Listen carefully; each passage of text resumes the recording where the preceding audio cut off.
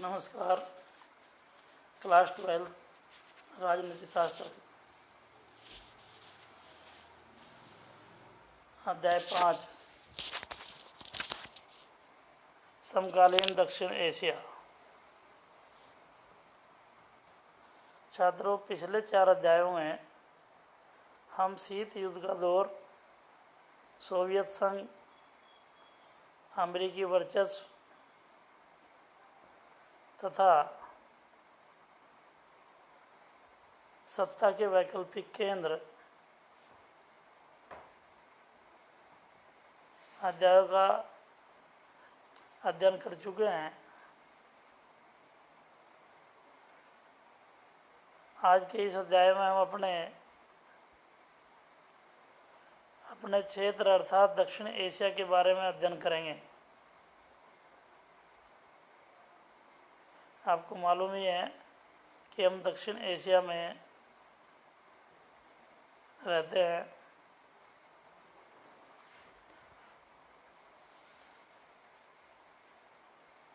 छात्रों, 20वीं सदी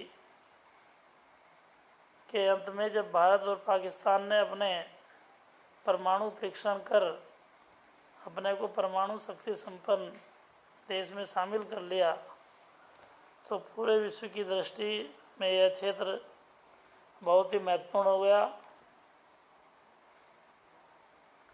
विश्व का ध्यान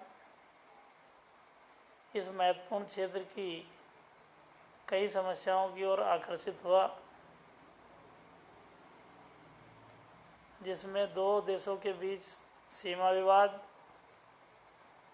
नदी जल बंटवारे, संसाधनों के बंटवारे और जातीय संघर्ष भी सामने आए। इस वजह से दक्षिण एशिया का इलाका बहुत संवेदनशील रहा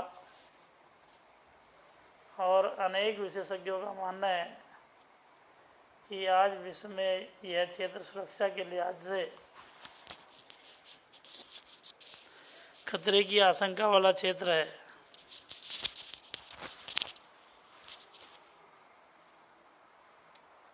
साथ ही यह बात भी बहुत गंभीर है कि इस इलाके में से बहुत से लोग इस तथ्य को स्वीकार नहीं करते कि दक्षिण एशिया के देश आपस में सहयोग करें और विकास करें।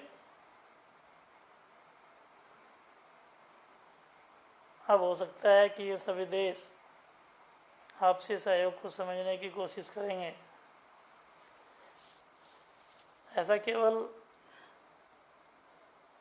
दक्षिण एशिया के देश ही नहीं करते थे, उनके साथ विश्व की कुछ ऐसी शक्तियाँ भी जुड़ी हुई थी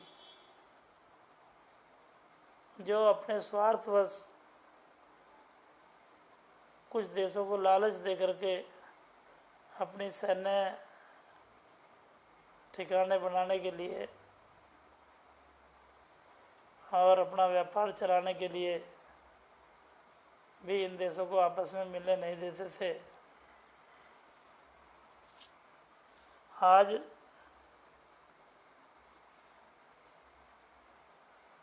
हम इस दक्षिण एशिया के देशों के बीच संघर्षों की प्रकृति और इन देशों के आपसी सहयोग को समझने के लिए इस अध्याय का अध्ययन करेंगे। विश्व राजनीति में दक्षिण एशिया का बहुत महत्वपूर्ण स्थान है।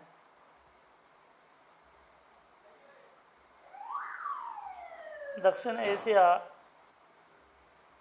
एशिया महाद्वीप के दक्षिण में स्थित है। इसके उत्तर में हिमालय पर्वत,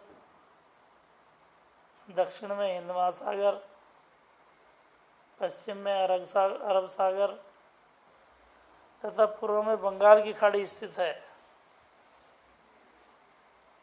छात्रों, इस क्षेत्र में भारत, पाकिस्तान, बांग्लादेश, भूटान, मालदीव, नेपाल, श्रीलंका,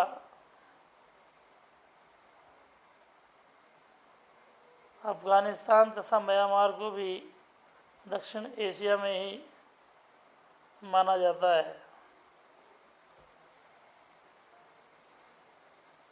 इस क्षेत्र की अपनी भौगोलिक विशेषताएं हैं। इस उपमहाद्वीप के क्षेत्र को भाषा, सामाजिक और सांस्कृतिक अनूठापन ही नहीं, इस क्षेत्र की विशेषता का प्रतीक है।